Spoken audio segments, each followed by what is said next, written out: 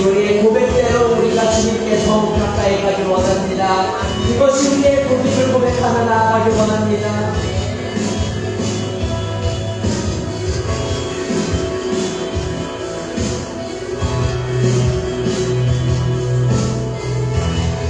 내 평생 소원이 내 평생 소원은 내 평생 소원이 영원한 주의 나라 안에 사는 것 내 주를 가까이 더욱 가까이 주님을 가까이 하니 내게 보리라 내 주를 더욱 가까이 주님을 가까이 하니 내게 보이라 더욱 가까이 더욱 가까이 주님 앞에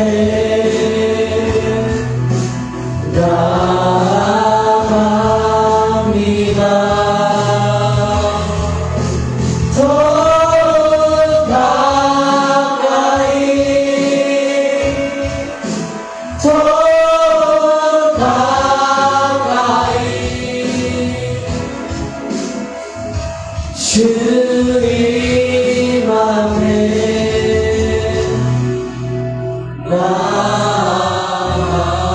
나아갑니다. 이 시간에 우리 예배를 놓고 주님 함께 기도하며 나아가기 원한다. 함께 기도합시다. 주여 주여 주여 이 시간에 주여 성취하시고 통성으로 기도하시겠습니다. 주여 주여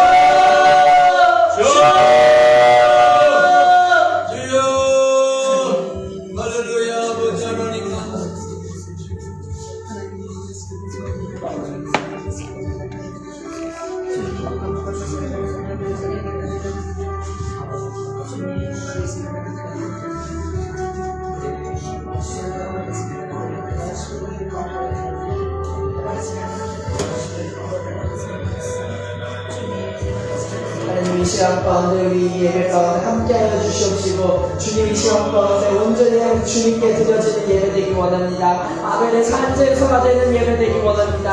하나님 이 시간 가운데 우리 예배 가운데 찾아와 주시옵시고 좌정하여 주시옵시고 성령으로 충만한 예배 되게 하여 주시옵소서. 하나님 아버지 오늘 밤에 사용하시는 목사님 가운데 주님 함께하여 주시옵시고 말씀의 지혜와 말씀의 지식으로 우리 성도님들 마음 가운데 우리의 심령 가운데 하나님의 말씀을 가득히 채울 수 있는 그런 말씀이 쏟아지게 하여 주시옵소서. 하나님 이 시간 가운데 온전히 기도하고 원하께는 목사님에게 능력 외에 능력을 더하여 주시옵시고 말씀의 검을 입술에 물려주시옵시고 주님 영육간의 강건함을 허락하여 주시옵소서. 하나님 아버지 이 시간 가운데 한 사람 한 사람의 영혼이 주님을 더욱더 닮아가기를 원합니다. 주님께 더욱더 가까이 가기를 원합니다. 하나님 그것이 우리의 복임을 고백합니다.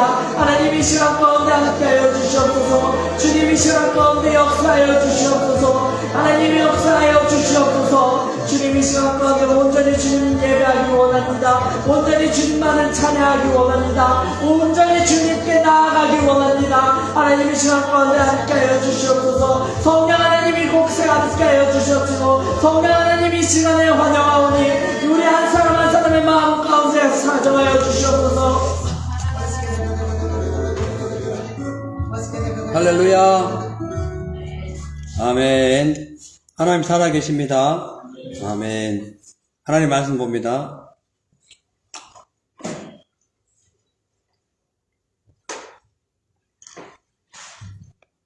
하나님 말씀은 갈라디아서 2장 10절에서 14절 말씀입니다.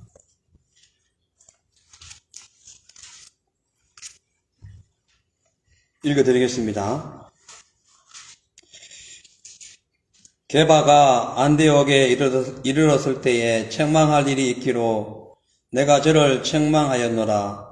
야고보에게서 온 어떤 이들이 이르기 전에 게바가 이방인과 함께 먹다가 저희가 오매 그가 할례자들을 두려워하여 떠나 물러가매 남은 유대인들도 저와 같이 외식하므로 바나바도 저희의 외식에 유혹되었느니라. 그러므로 나는 저희가 복음의 진리를 따라 바로 행하지 아니함을 보고 모든 자 앞에서 게바에게 이르되 내가 유대인으로서 이방을 쫓고 유대인답게 살지 아니하면서 어찌하여 억지로 이방인을 유대인답게 살려 하려 하였느냐. 아멘. 할렐루야. 아멘. 오늘은 이 본문 말씀에 의지해서 베드로의 실수와 회복, 그런 제목으로 은혜를 나눕니다. 지난 시간에 이제 갈라디아서 2장 8절에서 10절을 가지고 짤막한 내용이지만 그 안에 깊은 의미가 많이 있었기 때문에 사도 바울이 기둥같이 여겼던 그 예루살렘의 그 사도들 야고보, 베드로, 요한, 그 요한에게 찾아가서 자기가 전했던 복음이 그 사도들이 전했던 복음과 일치됨을 서로 확인하게 됨으로써 복음의 사역의 방향은 서로 달라도 복음의 핵심은 똑같음을 이제 확인하는 그 내용을 그 당시 갈라디아 교인들에게 이제 알려주었죠. 그 당시에 바울이 전했던 복음과 그 사도들이 전했던 복음이 핵심은 똑같은데 그 사역의 방향과 또 상황에 따라서 그 내용이 약간 사역의 방향에 따라 달라졌을 뿐이에요.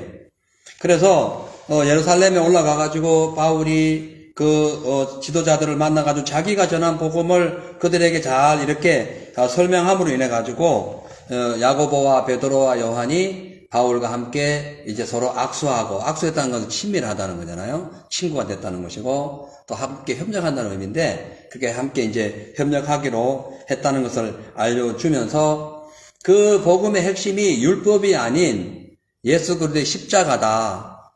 그래서 율법으로는 구원받을 인생이 없고 율법으로는 또한 하나님을 완벽하게 기뻐하게 할 수 없고 오직 율법을 완성하신 예수님께 나와서 주님의 은혜 가운데 우리가 나아가는 그 삶이 하나님 보시기에 아름답다. 그렇게 말씀을 드렸어요. 왜냐하면 사람의 행위는 늘 부족하고 연약하고 죄성에 가깝기 때문에 행함 그 자체로는 어렵다 할 수가 없고 다만 예수를 믿는 믿음으로 어렵게 되는데 나머지 우리가 살아가는 방향에 있어서는 당연히 구원받았기 때문에 우리가 우리의 삶에 하나님 말씀을 적용해서 그 열매를 맺어야 된다. 그러니까 꼭 열매를 맺어야만이 구원받고 예수가 없는데 착하게만 살아야 구원받는 것이 아니라 예수를 먼저 믿고 믿는 믿음 안에서 감사함으로 열매 맺는 삶, 이것이 자연적으로 성숙하고 성장된 그런 신앙임을 바울이 말씀하고 있었어요.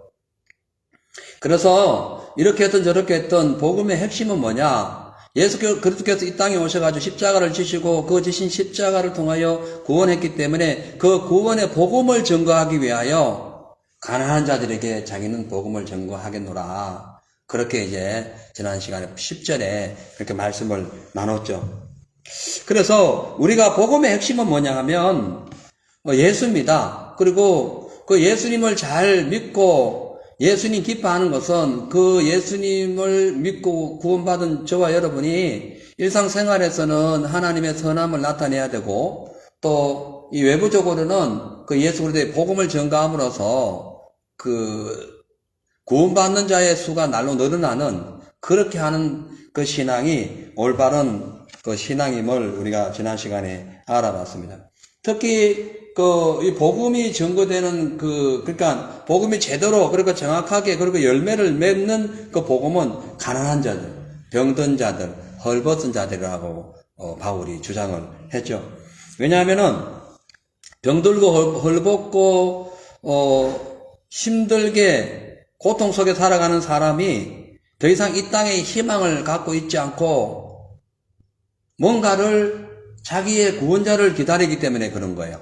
근데 잘 살고 잘 나가고 똑똑하고 뭐 부족함이 없는 사람은 다는 그렇지 않지만 하나님을 믿을 만한 이유가 별로 없어요. 왜냐? 자기가 현재 살아가고 있는 것만 해도 만족하니까요. 내가 버는 돈, 내가 하는 사업, 내가 진행하는 뭐 프로젝트나 뭐 이런 것들이 나를 충분히 만족하게 하고, 나도 충분히 돈을 많이 벌어서 누구 못지않게 내 마음대로 돈을 쓸 수 있기 때문에 예수 믿기가 참 쉽지 않아요. 교회를 다녀도 진짜 진실로 뜨겁게 믿기가 쉽지 않아요. 그래서 하나님께서 돈 많이 벌고 똑똑하고 괜찮은 사람에게 시련을 줘요. 그 시련을 안 받는 사람이 문제인 거예요. 시련과 고난이 없는 사람이 불쌍한 거예요. 왜냐하면 그러다가 지옥 갈 수 있어요. 근데 돈이 많은 사람, 많이 배우고 힘든 사람에게 자식이 문제거나 집안에 뭐가 문제가 생겼거나 부모나 뭐 여러 가지 형제들에게 문제를 일어나가지고 엄청난 극도의 스트레스 받거나 혹은 자기 자신의 육체의 몸에 병이 생기거나 그래가지고 어려운 일을 당할 때에 그때에 비로소 우리 심령이 가난해져요. 마음이 가난해져요. 그렇게 교만했던 것, 내 마음껏, 내 지식과 내 뭐 어떠한 물질로 풍부하게 내 마음을 채웠던 것이 싹 소멸되고 거기에 내가 어떻게 하면 살아갈까? 내가 어떻게 하면 이 질병에서, 이 불치병에서 내가 어떻게 하면 다시 살아날 수 있을까? 혹은 이 공부하면서 내가 어떻게 회복될 수 있을까? 이런 마음이 자꾸 찾아오면서 심령이 가난해지는 거야. 그래서 심령이 가난한 자가 복이 있느니 뭐예요? 하나님의 나라가 누구 것이에요? 저희 것이요. 그래서 심령 가난한 자들에게 찾아가서 복음을 많이 전해요. 예. 그런 사람들이 어찌 보면은 죄가 다른 사람들에 비해서 죄를 덜 지어요. 그러다 보니까 마음의 간절함 속에서 하나님을 찾다 보니까 그 마음을 주님은 청결하다라고 해요. 그 청결한 사람이 또 뭐예요? 주님을 볼 것이고. 할렐루야. 그래서 예수님 시대에 영육간에 환난당하고 애통당한 사람들에게 예수님께서 오셔가지고 그들에게 복음을 전할 때 어마어마한 파급적인 효과가 나타났는데 등 따시고 배부르고 근력 있고 힘 있고 능력 있었던 바리새인들 또 종교 지도자들 또 권세 있는 자들은 전혀 예수님을 반기지 않았어요. 오히려 죽이려고 했죠. 자기들의 기득권을 가져간다 생각하고 죽이려고 했죠. 근데 가난하고 헐벗은 자들은 끊임없이 주님을 찾아 나섰던 거죠. 왜냐하면은 마음속에 세상으로 가득 차 있는 것은 이 하나님이 들어갈 수 없지만 마음속에 공고하고 심령이 가난하고 육체적으로도 힘들고 병들고 가난할 때에 뭔가 모르게 구원자를 애타게 기다리기 때문에 그런 자에게 복음이 잘 들어간다는 거예요. 그래서 예수님께서 이 땅에 오셔서 성령이 내게 임하셨으니 이는 가난한 자에게 복음을 전하고 이렇게 말씀하는 거예요. 그래서 여러분 우리 주위에 이렇게 여러분 잘 이렇게 지내다가 주위에 가난한 사람 보이잖아요. 육신적으로도 가난한 것도 우리 도와줘야 되고 심령적으로 가난한 사람들 있잖아요. 그런 사람들에게 복음을 전해야 됩니다.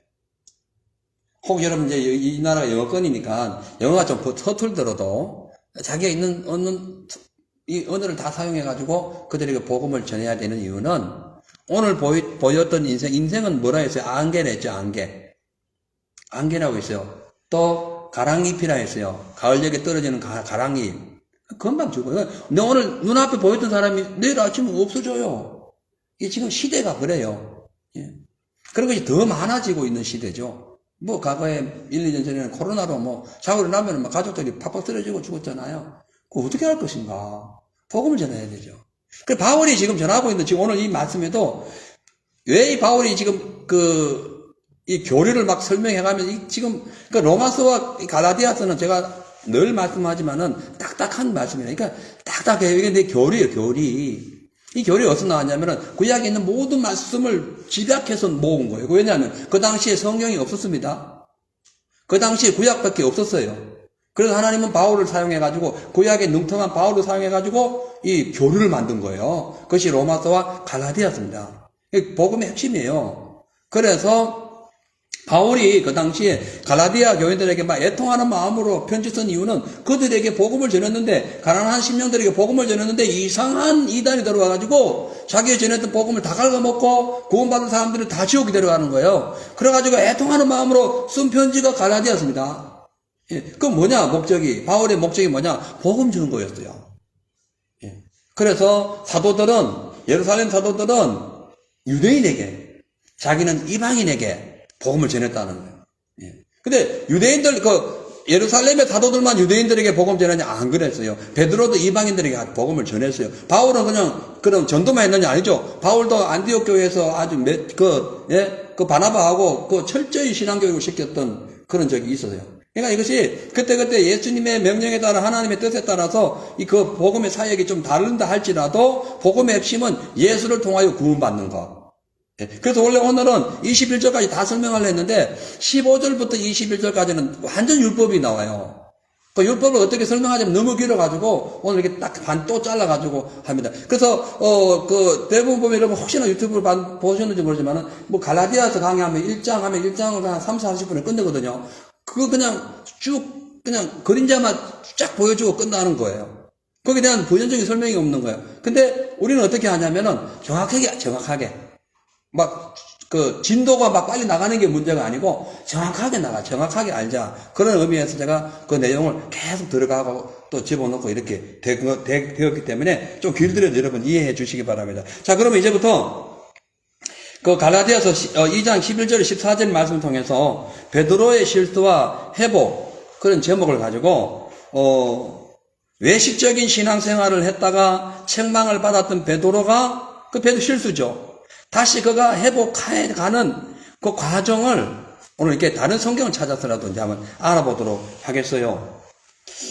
자, 이제 보니까 11절에 게바가 안디옥에 이르렀을 때에 책망할 일이 있기로 내가 저를 면책했다. 책망했다는 거예요. 책망했다. 왜냐? 야고보에서 온 어떤 이들이 이르기 전에 게바가 이방인과 함께 먹다가 저희가 오면 그가 할례자를 두려워하여 떠나 물로 가서 외식함으로 바나바도 함께 외식해가지고 예수 그리스도의 본질적인 십자가의 구원의 그 본질이 자꾸 희미해지고 율법화되어가는 그런 과정을 보고 바울이 베드로를 책망하게 됩니다. 그래서 베드로가 이제 그 책망을 받고 나중에 이제 그의 인생이 다시 또 복음으로 다시 회복되게 되는 내용이 나오는데요. 이 베드로의 삶을 보면 우리가 사람은 누구나 실수한다는 거예요. 완벽한 사람은 없습니다.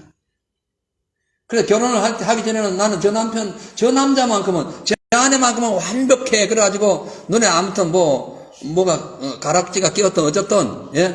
결혼을 하는데, 1년, 2년 지나면 저렇게 내 남편이 게을러 빠져가 저럴 줄 몰랐다 그러고, 예?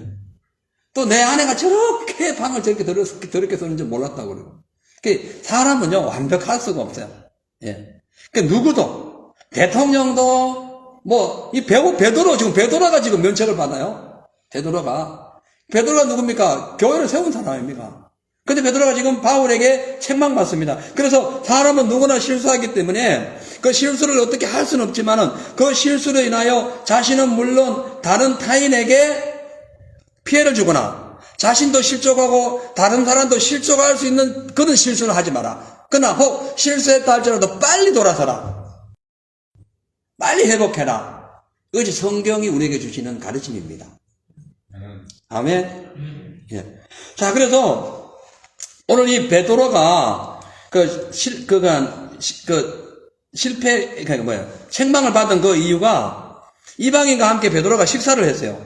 근데 예루살렘 먼 곳에서 이제 그 당시에 총회장이었죠. 예루살렘 교회 총회장이었던 야고보가 이제 안디옥 교회에 사람을 보냅니다. 뭐 때문에 보낸지는 몰라요. 그 교회를 한번 돌아보고 오라고 보낸 건지 아니면 복음을 좀 더 전하라고 더 적극적으로 말씀을 전하라고 보낸 건지 그건 잘 모르겠지만 아이러니하게 베드로도 예루살렘에서 안디옥에 가가지고 이게 말씀을 전하고 복음을 전하는 그 무렵에 또 야고보 사도도 그 사람을 보내가지고 함께 안디옥 교회에 모이게 됩니다. 근데 그 당시에 베드로가 안디옥 교회에 이제 그 이방인이 예수 믿어가지고 구원받은 그 안디옥 교회 그 여러 사람들 속에서 함께 식사를 하다가 야고보로부터 사람들이 온 그 사람 유대인들이죠. 할례 받은 유대인들이에요. 그 유대인들이 딱 오는 걸 보고 이 베드로가 음식 먹다가 그냥 도망을 가버렸어요. 왜? 자기는 할례 받지 않는 이방인과 음식을 먹었기 때문에 그런 거예요. 그거를 지금 그 바울은 외식적인 행동이다 이렇게 단정하고 있는 거예요. 이 당시에 그 안디옥에 왜 갔는지는 모르지만 그 당시에는요 그 이방인과 함께 식사하는 그 이방인 그 기독교인과 식사할 수밖에 없는 그 환경은 두 종류밖에 없었어요. 하나는 신방을 받았거나 신방 와달라면 가야 될 거 아닙니까, 그죠? 아니면 성찬식을 했거나 둘 중에 하나 아마 그 이방인 그 기독교인들과 함께 할례받지 않는 기독교인과 식사를 하다가 예루살렘에 사람이 오는 걸 보고 그분들이 누구다? 할례받은 사람들. 그러니까 자기는 할례받지 않은 사람들과 같이 밥 먹는 걸 보고 혹시나 저 할례받은 사람들이 자기를 실문하거나 혹은 뭐 이렇게 공격하거나 대적하지 않을까 그런 마음으로 이제 도망을 가버린 거예요. 그래서 바울이 그 내용을 책망해야 됩니다. 근데 문제는 베드로의 이런 행동이 당연히 책망받아야 됩니다. 왜냐하면 복음의 본질, 할례가 아닌 십자가에서 구원받는 이 본질에서 벗어나기 때문에 당연히 책망을 받아야 하는데 그 당시의 사회적 통념을 봐서는 베드로의 이런 행동이 의도적이라기보다는 갑작스럽고 얼떨결에 나온 행동이었다라고 생각해야 돼요. 왜 그러냐면 그 시대, 그 당시에, 그때부터, 아브라함 시대부터 쭉 수천 년 동안 흐르면서, 1000년 이상 흐르면서, 그 당시 유대인들의 그 사상은 그 율법주의에 빠져가지고, 식사를 할 때마다 부정한 것과 부정하지 않는 음식을 가려서 먹었을 뿐만 아니라, 식사할 때는 반드시 손을 씻어 먹었는데, 이방인들은 그런 거 없었어요. 이방인들 손도 안 씻어 먹었고, 부정한 거, 정한 음식이 없었어요. 뭐, 돼지고기도 막 먹고, 그 당시 말하자면, 막 그냥 부정한 거 다 먹어버린 거예요. 까마귀도 먹고 다 먹은 거예요. 그러니까 그 당시에 유대인들이 그 이방인들을 상종을 하지 않았어요. 첫째는 이방인들은 아브라함의 후손이 아니기 때문에 상종 안 했지만 음식 문화에서 상종을 안 해버린 거예요. 자기들하고는 완전히 다른 음식 문화를 갖고 있어요. 그 말하자면은 야만인 거예요, 야만인. 그 상종을 안 했습니다. 그래가지고 그 요한복음 4장에 보면은 예수님께서 사마리아 여인에게 딱 가가지고 그 여인에게 내게 물 좀 달라 하니까 그 사마리아 여인이 뭐라 합니까? 아니 당신은 유대인인데 어찌하여 사마리아인인 나에게 물을 달라 합니까? 했을 정도로 이방인 자체도 유대인과 함께 섞이지 않았다는 거예요. 그러다 보니까 이 문화가 쭉 뿌려내렸잖아요. 그러다 보니까 이제 성령 받고 난 뒤에 완전히 그 예수 그리스도의 복음이 확실히 들어오고 그 이방인들에게 막 복음을 전하다 보니까 약 17년이 흘렀어요. 17년이 흐르면은 조금 변화될 만도 한데 아직도 베드로는 이방인들하고의 그 식사 문제에서 자유롭지 못했던 거예요. 당당하게 먹어야 되는데 그러지 못했다는 거예요. 왜냐? 그가 문화에 아직도 벗어나지 못했다. 그 자기 민족의 문화를 아직도 그 제대로 그 복음으로 문화를 이기지 못하고 문화 앞에 복음을 복음이 지배당하는 그런 상황이었다는 거죠. 자, 그래서 베드로가 그 할례받은 사람들 오니까 급히 자리를 뜬 거예요. 왜? 아이고, 혹시나 누가 나에게 뭘 하지 않을까? 나의 이 그 신앙적인 그 어떤 자기 그래도 최소한 교회의 지도자인데 혹시나 내로 인하여 저 사람들이 어떤 잘못된 생각하지 않을까 그런 마음으로 간 거예요.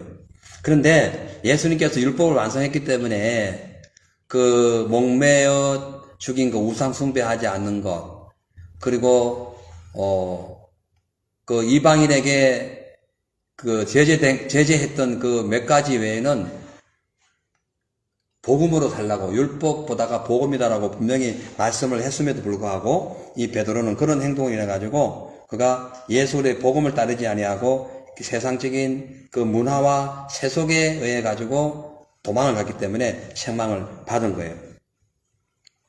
자, 그렇다면 우리가 이걸 알아야 됩니다. 하나님의 복음은 유대인이든지 하나님을 모르는 이방인이든지 상관없이 누구든지 예수 그리스도의 십자가를 통하여 구원받는다. 누구든지 예수를 믿으면 구원받는다. 이것이 하나님의 복음의 원리. 그러니까 예수 그리스도의 복음은 누구든지 예수 믿으면 구원받는다. 십자가에 못 박힌 그 예수를 믿으면 구원받는다. 그리고 하나님의 자녀가 된다. 이것이 복음의 핵심이에요. 왜냐하면 죄와 허물로 죽었던 우리를 예수께서 살리셨기 때문에 그래요. 근데 베드로는 그걸 알면서도 세속에 아직도 제대로 그걸 정리를 못 해가지고 도망을 가게 된 거죠. 자, 우리가 에베소서 2장 1절에서 5절 보면 너희의 허물과 죄로 죽었던 너희를 살리셨도다. 그때 너희가 그 가운데서 행하여 이 세상 풍속을 쫓고 공중에 건세 잡는 자를 따랐으니 곧 지금 불순종의 아들들 가운데 역사하는 영이나 전에는 우리도 다 그 가운데서 우리 육체의 욕심을 따라 지내며 육체와 마음에 원하는 것을 하여 다른 이들과 같이 본질상 진노의 자녀이었더니 국률에 풍성하신 하나님이 우리를 사랑하신 그 큰 사랑을 인하여 허물로 죽은 우리를 그리스도와 함께 살리셨고 너희가 그 은혜로 구원을 받았다. 이 지금 바울이 에베소의 교인들에게 쓴 말씀인데요. 죄와 허물로 죽었던 우리를 살리셨는데 그때 그 죄와 허물이 뭐냐면은 세상 풍속을 쫓고 2절에 보니까 공중 건설을 잡고 불순종 가운데 역사하는 그들을 따라가는 것. 세속적인 삶, 세상 문화 이것도 죄에 포함된다는 거예요. 꼭 내가 죄를 지는 것이 뭐 하나님 말씀에 불순종하고 꼭 뭐 남을 미워한 거를 미워하지 말라는 미워한 거 이것뿐만 아니라 세상 문화 자체를 따라가는 것이 죄라는 거예요. 여러분, 가끔씩 세상 문화도 괜찮아 할 때가 있잖아요. 좋은 건 배워야 돼. 맞아요. 좋은 거 배워야 되는데, 그 세상 문화가 좋은 게 별로 없어요. 별로 없어요. 그래서 우리가 청소년 집회를 하든지 뭘 할 때에, 그 집회하는 만큼은, 이제 곧 코스타가 진행되는데, 다다음 주부터 진행돼요. 그 코스타는 그 순간만큼은, 그동안 아이들이 세상 문화만 배웠잖아요. 그때는 철저하게 기독교 문화를 심어줘야 되는데 그날 오면은 세상에 있는 거 더 가져와서 짬뽕해가지고 더 퍼뜨려버려요. 이게 심각한 거예요. 그 당시 이 아이들의 혼은 엄청 즐거워요. 우리 전사님도 우리 또 참미도 가가지고 찬양하니까 찬양이 얼마나 뜨겁습니까? 막 땡그라 하고 막 북치고 뭐 엄청나죠. 예. 어느 교회 드럼 치는 교회는, 막 춤을 춰버려. 드럼을 치면서. 너무 좋아가지고. 근데 그것보다 더 중요한 것은 하나님의 문화를 배워야 되는 거야. 그죠? 지금 여기 왜 베드로가 왜 욕을 얻어먹었냐면은, 또 세상 문화가 이게 끼어 있었던 거예요. 그죠? 벌써 예수를 인하여 변화되었어야 되는데, 변화가 안 되어버린 거예요. 우리가 예수 믿고 구원받았다면요, 하나님의 말씀으로 바뀌어야 되고, 하나님의 문화로 바뀌어야 됩니다. 그런데 세속적인 문화로 바뀌고 있어요. 그러다 보니 지금 세상이 엉망진창이 됐어요.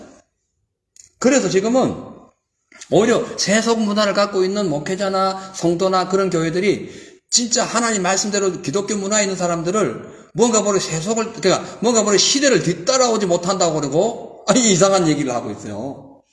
보수라고. 보수가 얼마나 좋아요, 보수가. 보수가 본질이잖아요.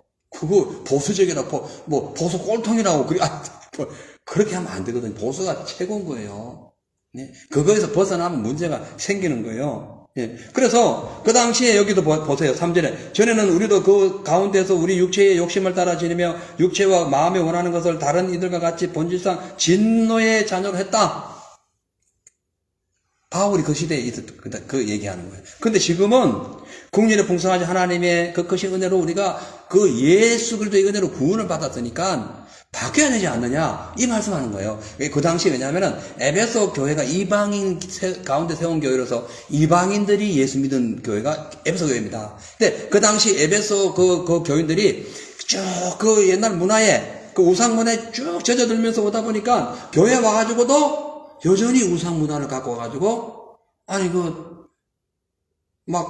성적으로도 문란하고, 아버지의 아내를 취하는 사람도 가져와서 예배를 드리고, 이거 말도 안 되는, 그것이 문화라는 거예요.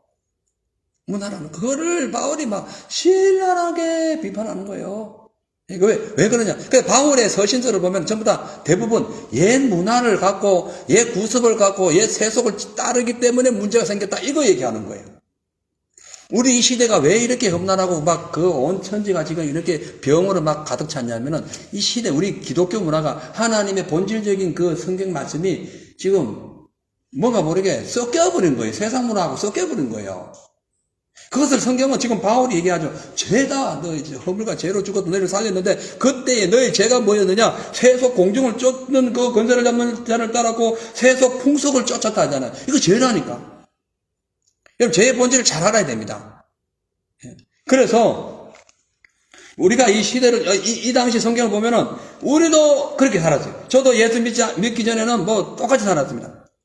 그런데 예수 믿어도 지금도 그렇게 살고 있고 앞으로도 그렇게 살아갈 사람이 있다면 문제다는 거지. 예수 믿어도. 예수 안 믿는 사람은 상관없어요. 더 문화를 더 발달시켜도 괜찮아요. 더 괜찮아요. 그건 세상 사람들이니까. 그래 살다 지옥 가니까. 근데 예수 믿는 사람들은 과거에 그렇게 살았으면은 오늘도 그렇게 살고 내일도 그렇게 살면 안 된다니까요. 오늘은 바뀌어야 돼요. 내일은 더 바뀌어야 되고 갈수록 완전히 바뀌어야 돼요. 완전히 체인지가 돼야 돼요. 그래야 하나님의 형상을 닮을 수가 있어요. 예수님이 왜 오셨습니까? 사는 영인 아담이 죽어버리는 바람에 다시 살리러 오셨잖아요. 그죠? 그 예수님을 닮아가는 그 옛 형상을 회복하는 거잖아요. 옛 형상이 뭐예요? 마귀가 주는 세속 문화에서 벗어나는 거 아닙니까? 선악과를 보암직스럽고 먹음직스럽게 보는 그 문화에서 하나님 말씀으로 돌아서는 거 아닙니까? 맞죠? 그게 안 되고 있는 거예요. 베드로가 왜 실수했느냐? 그것 때문에 실수했다니까. 율법이 무너졌어요. 예수 안에서 완전히 전복당했어요. 예수님이 율법을 완성했어요. 그렇죠? 그러면 예수 복음으로 인한 그 삶을 살아야 돼요. 그러면은 할례자가 오든 할례자가 아닌 사람이 오든 상관없이 먹으면서 할례자가 가지고 요 왜 저기 그 할례하지 받지 않는 교인들하고 밥 먹니? 무슨 소리야? 할례가 뭐 필요해? 예수 안에서 다 회복됐는데 할례로 구원받는 게 아니야. 예수 믿으면 구원받아 이 얘기를 해야 되거든. 기독교 지도자인데 못 해버린 거예요. 못 해버린 거예요. 이게 심각한 일이 벌어진 거죠. 그러니까요. 왜 할례 받은 것과 할례 안 받은 것이 아무 상관이 없냐 하면은 할례 받은 유대인이나 할례 안 받은 이방인이나 똑같이 죄져가지고 다 망할 존재이기 때문에 그래요. 그래서 할례 받았던 유대인들도 망했잖아요. 나라 자체는. 옛날에 망했고 지금 이 시대에도 바울이 성경을 기록했던 이 시대에도 나라가 없었어요. 망해서 그냥 분봉왕 세워가지고 왕이 다스릴 때란 말이에요. 오리지널 독립된 나라가 없었다니까, 이스라엘이. 그러니까, BC 한 580년 이후부터 지금까지 나라가 없는 거예요. 이 이스라엘이. 약간, 100여 년 전에 약간 마카비 운동으로 약간 100년 정도 독립운동은 했었죠. 그러나 그렇지 않았다니까요. 그래서, 이방인이든 이방인이 아니든 세상 모든 사람은 유신적이고 정욕적이고 탐욕적인 그런 삶에 부패해가지고 살아가기 때문에 혹은 교만해가지고 가난한 사람들을 업신여기고 없는 사람들을 깔보고 힘없는 사람들을 착취하는 그런 아주 안 좋은 그런 성품은 당연히 있을 뿐만 아니라 성적으로도 아주 문란했고 하나님 앞에서도 아주 그 말씀을 이상하게 풀어가면서 율법을 막 강조하고 예수 필요 없다. 율법을 지켜야 구원받는다. 이렇게 했다는 거 그 당시에. 똑같은 죄인이라는 거예요. 너희 율법 할례 받은 너희나 할례 안 받은 쟤들이나 똑같이 너희들 교회에서 하는 행동이 똑같다는 거예요. 똑같아. 왜? 세상 문화를 그대로 가져왔으니까. 그대로 가져왔어요. 에베소 교회 당시 그랬잖아요. 에베소 교회들은 원래 이방인이니까 그 문화 그대로 가져와가지고 예수 믿어버리고 예수 믿는 채로 그대로 그 문화 사용했고 유대인들은 그 문화를 또 자기들도 또 습득을 해버린 거예요. 그러니까 그 당시에 지금 바울이 복음을 전하고 지금 예루살렘에 갔다 다시 3년이 지나고 14년 되니까 17년이 되도록 베드로가 아직도 변화가 안 된 거예요. 이게 베드로의 실수라는 거예요. 그럼 베드로는 뭐라 할 수 있느냐? 우리도 마찬가지, 우리도 깨어 기도하고 정신 똑바로 차리고 주님 말씀 앞에 안 서면 17년이 아니라 27년이 가도 여전히 세상 문화를 하는 거예요. 남 욕하니까 난 욕 더 해버리고. 예? 욕하는 유튜브가 막 목사님들을 통해 가지고 교인들을 통해서 욕하는 문화가 막 유튜브에 막 나와요. 나 그걸 보고 마음이 아파가지고, 예? 말씀은 푼다고 잘 푼다고 그래요. 그 무슨 소용이 있냐는 거야. 솔로몬이 얼마나 말씀 잘 풀었어요. 솔로몬을 능가하겠어요. 솔로몬은 천지 좌우의 모든 세상을 다 읊었던 사람이 솔로몬이 잠언 3,000장을 한 거예요. 맞죠? 솔로몬을 못 따라가. 성경을 아무리 풀어도. 근데 솔로몬 어떻게 됐죠? 망했잖아요. 막판에 해결했지만. 예. 온갖 나쁜 짓을 다 했잖아요. 자, 그렇기 때문에 궁전에 풍성하신 하나님께서 예수님을 이 땅에 보내셔가지고 죄와 허물로 죽은 우리를 위하여 십자가에 피 흘려 죽으시고 물과 피를 다 쏟으시고 난 뒤에 우리를 구원했기 때문에 예수 믿고 난 후에 하나님 은혜에 감사하는 마음으로 그 하나님 말씀대로 사는 것이 온전한 성도인 것이지, 예수도 필요 없고 율법 지켜야 된다, 할례 받아야 된다, 할례 받는 자는 안 받는 자 똑같이 죄 짓는다니까요. 어떻게 하나님 앞에 의인이 될 수 있어요? 별거 아니라는 거예요. 그래서 할래도 뭐 할래도 소용없는 거예요. 예수 안에서 거룩하게 되어 가는 거예요. 아멘. 아멘. 나를 위해 십자가 못 박히고 나를 위해 죽으셨는데 되는 거예요. 그 주님만 바라보면 되는 거예요. 그래서 과거에 사단에게 종노릇하고 예수님을 하나님을 배척하고 죽어가던 모든 이방인, 유대인 총망라해가지고 예수께서 이 땅에 오셔가지고 십자가에서 우리를 구원했기 때문에 할례 필요 없다. 근데 당신은 왜 할례 문제 때문에 할례 받은 사람이 왔다고 도망을 가냐 이 말이야. 왜 그러냐 이거야. 잘못된 거죠. 그죠? 그래서 책망을 받은 거야. 이게 책망받아도 싼 거예요. 그러니까 베드로는 예수님께서 유대인은 물론 이방인까지 전체 우상 숭배했던 모든 온 인류를 그 더럽혀진 손과 모든 몸으로 지은 모든 죄를 예수께서 이 땅에 오셔가지고 단번에 죄를 속가심으로도 다 구원한 사실을 베드로가 알고 있었지만 세속 문화를 아직 못 벗어가지고 사람 눈치 보고 있었다는 거예요. 눈치 보고 있었다는 거예요. 여러분, 우리는 예수 그리스도의 십자가의 보혈을 통해 가지고 과거의 율법 다 지나갔습니다. 새 것이 되었어요. 이전 것은 지나갔어요. 새 것이 되었어요. 근데 아직도 옛 율법의 옛 문화에 세상 것에 외식적인 것에 이끌려 가지고 살아간다면은 하나님으로부터 책망을 받을 거라는 거예요.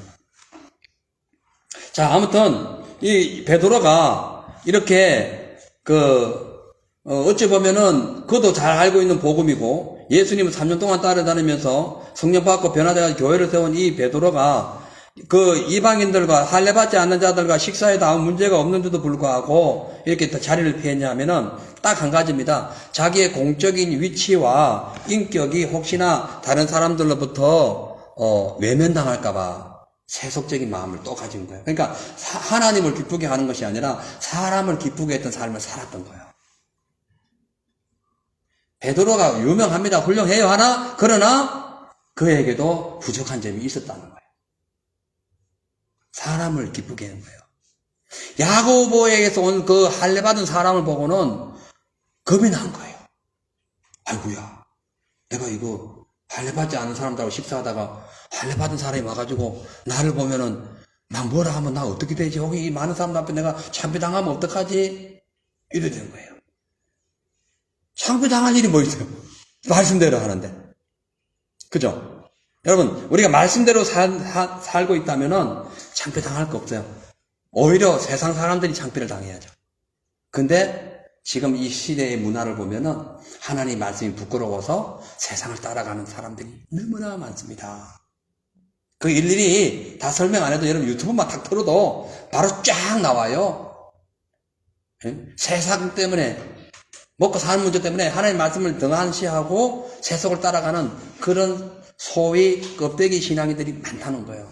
여러분, 껍데기는 알맹이가 아닙니다. 무슨 얘기 아세요? 알곡만 어디 들어가요? 천국에. 껍데기를 쭉정이라 그러거든요. 쭉정이는 못 들어가요. 쭉정이에 가는 곳은 어디라 했습니까? 쭉정이에 들어가는 곳이 어디요? 아궁이. 예? 아궁이. 아궁이 아니 불에. 그래, 아궁이도 맞죠? 아궁이도 맞는데 예, 불에 들어가죠. 아궁이에. 불에 들어가요. 근데 알곡 어디로 들어가요? 곡간. 곡간. 네, 그 천국 곡간에 들어가는 거예요. 그러니까 껍데기 신앙 가지면 안 돼요. 본질적인 말씀 안에 들어와야 됩니다. 그러니까 베드로는 하나님의 복음을 전하는 것보다 사람 눈치 보는 것이 더 자기의 인격 유지를 위해 필요했던 거예요. 그러니까 이 베드로는 그동안 지내왔던 세상 문화, 유대인은 이방인과 같이 상종하지 않는다, 할례받지 않는 사람과 식사하지 않는다, 이 문화가 계속 그 속에 들어있었던 거예요.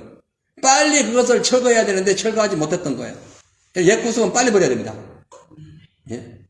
지금 예수를 믿은 지 오래됐는데도 아직도 여전히 음란하고 욕설을 내뱉고 여전히 뭐 어떤 하나님 보시기에 온전하지 못하고 그런 삶을 살았다.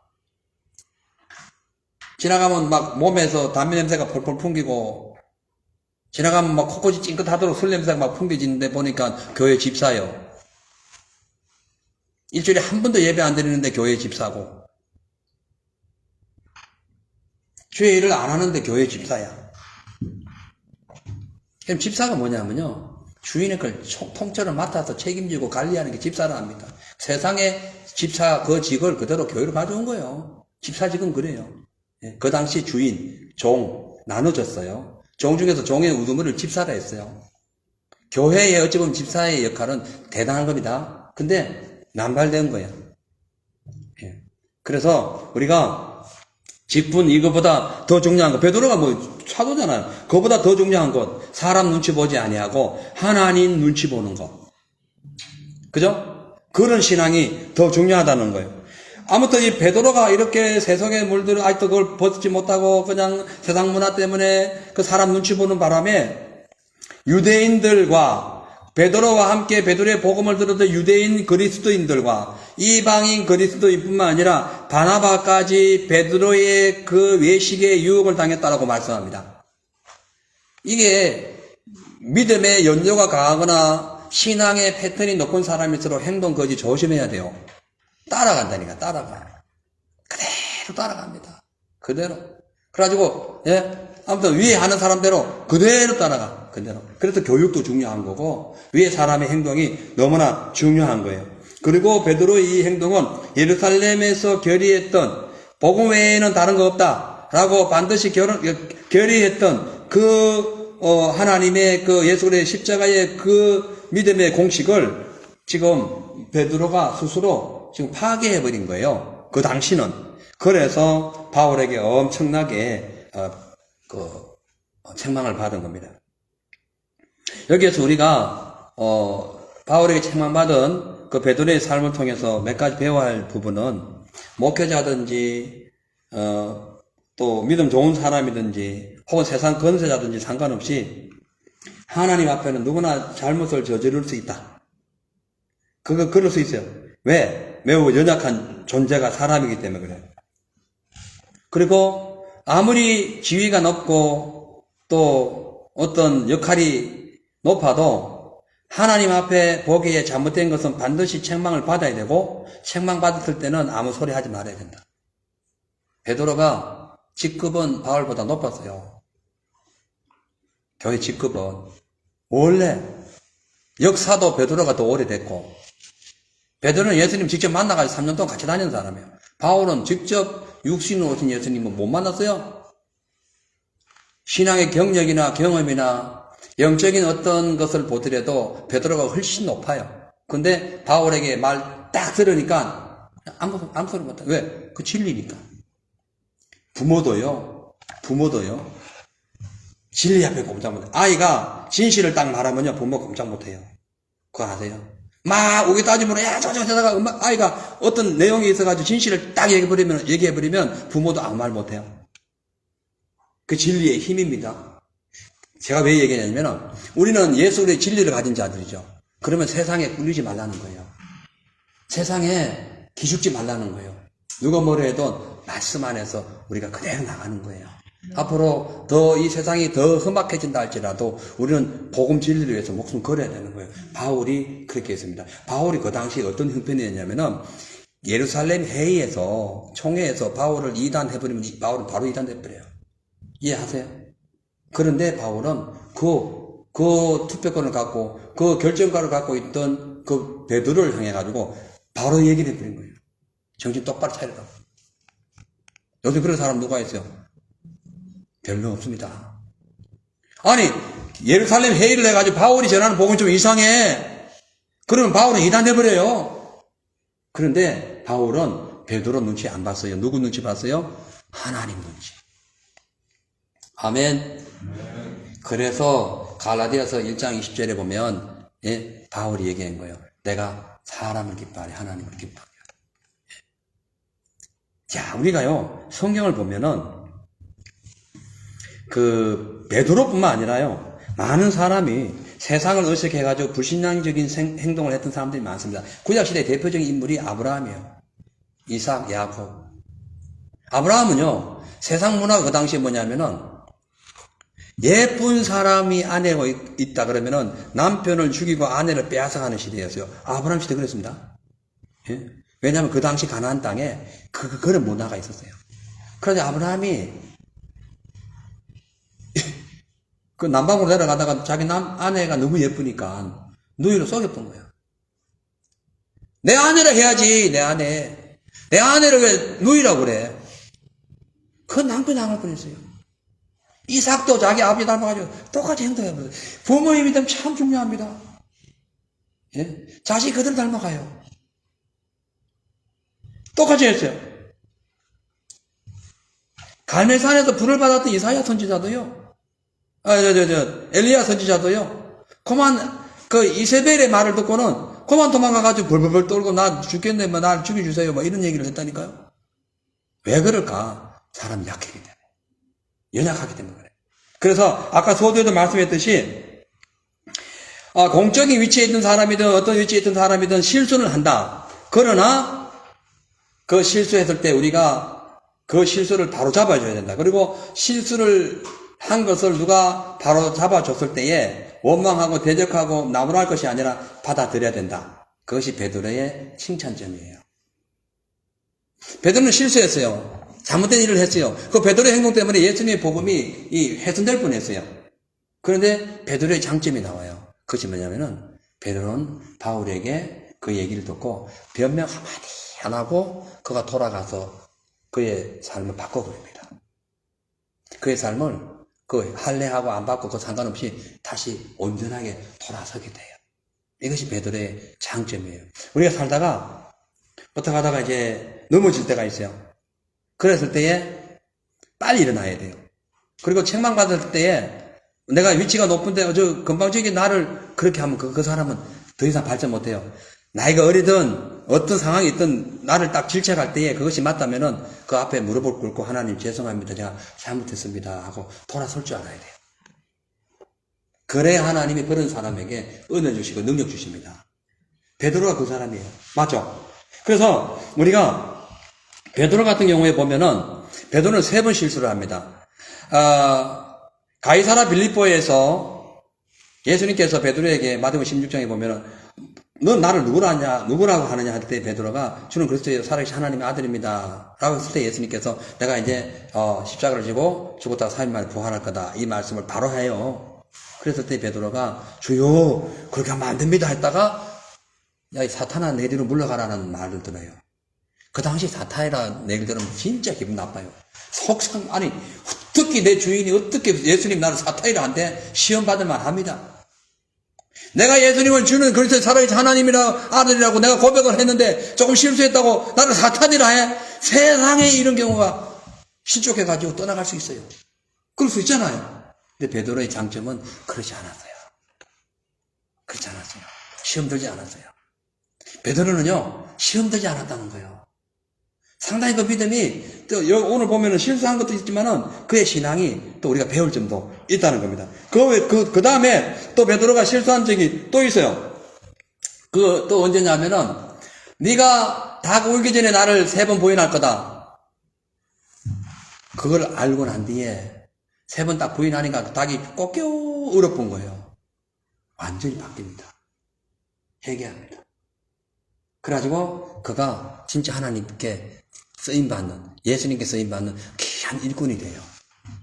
그래서 오늘 우리에게 말씀 통해서 깨닫고 넘어갈 것은 하나님 앞에는 누구나 실수한다. 그러니까 실수할 때에 어떤 책망을 들으면은 그 책망을 수용해야 된다. 회피하거나 변명되지 마라. 잘못한 건 잘못했다 해야 된다. 예. 그거를 중요하게 여겨야 돼. 그리고 잘못한 것을 깨달았으면은 계속 잘못된 상태로 가지 말고 빨리 돌아서라. 베드로의 장점이에요. 예. 그래서 나중에 바울과 베드로가 친해지잖아요. 그래서 우리가 이 공적인 위치에 있는 사람일수록 타인의 모범이 되어야 되기 때문에 신앙생활 잘 관리해야 된다. 그러기 위해서는 손주로 생각하지 마라. 넘어질까 조심하라고 말씀했듯이 항상 자신을 점검해야 돼요. 내 속에 혹시 사단의 문화는 들어와 있지 않는가, 마귀는 내 속에 혹시 활동하고 있지 않는가 항상 생각해야 돼요. 조심하고 또 조심해야 사망의 늪에서 빠져나올 수가 있어요. 그리고 또 사람은 언제든지 넘어질 수 있기 때문에 넘어지는 사람이 있을 때에 우리가 그 사람을 이해하고 용서하고 덮어줄 수 있는 마음도 필요한 거예요.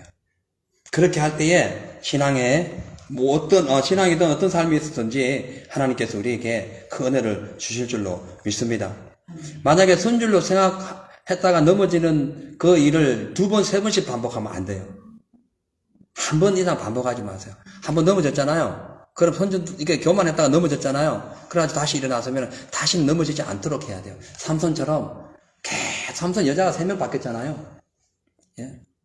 한 번 첫째 여자도 둘째 여자도 그렇게 자기를 유혹하고 했으면은 빨리 깨달아야 돼. 3번째 여자 또 넘어지다가 3번째 여자에게 완전히 당해가지고 눈 뽑히고 완전 끝나버렸어요. 계속 당한 거예요. 더 이상 당하지 마라. 넘어질까 조심하라. 항상 넘어질까 조심하는 그런 마음으로 주님 앞에 믿음으로 온전히 살아가는 저와 여러분 되시기를 주의 이름으로 축원합니다. 기도하겠습니다. 하나님 아버지, 믿음의 사람들은 세상과 타협하고 또 이 문화와 타협하고 지식과 타협하고 그런 경우가 너무나 많습니다. 근데 실질적으로 믿음의 사람이라면 온전히 하나님과 함께하고 말씀 안에서 주님의 은혜를 사모하며 순종해야 된다고 성경은 말씀하고 있습니다. 혹 우리가 세상을 살다가 신앙생활 하다가 이 베드로처럼 혹 우리의 삶에 이런 실수가 왔다면은 회개하고 다시 돌아서서 더 가까이 주님의 일을 감당하는 모두가 되게 하여 주옵소서.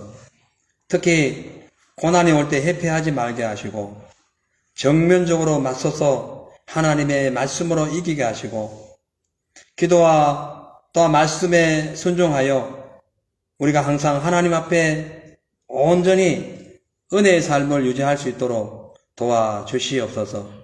삶이 안정되든 어렵든 상관없이 늘 주님만 의지하고 세속적인 삶에서 벗어나게 하여 주시옵소서. 그리함으로 복음의 본질을 왜곡하지 말고 하나님의 사역을 방해하는 모든 일들을 다 버리고 주 안에서 온전히 승리함으로 아버지 기뻐하는 삶이 될 수 있도록 도와주시옵소서. 감사함을 드리며 예수님의 이름으로 기도하옵나이다. 아멘. 할렐루야. 아멘. 너무 멀리 왔나요? 우리 찬양 부르시고 기도하도록 하겠습니다.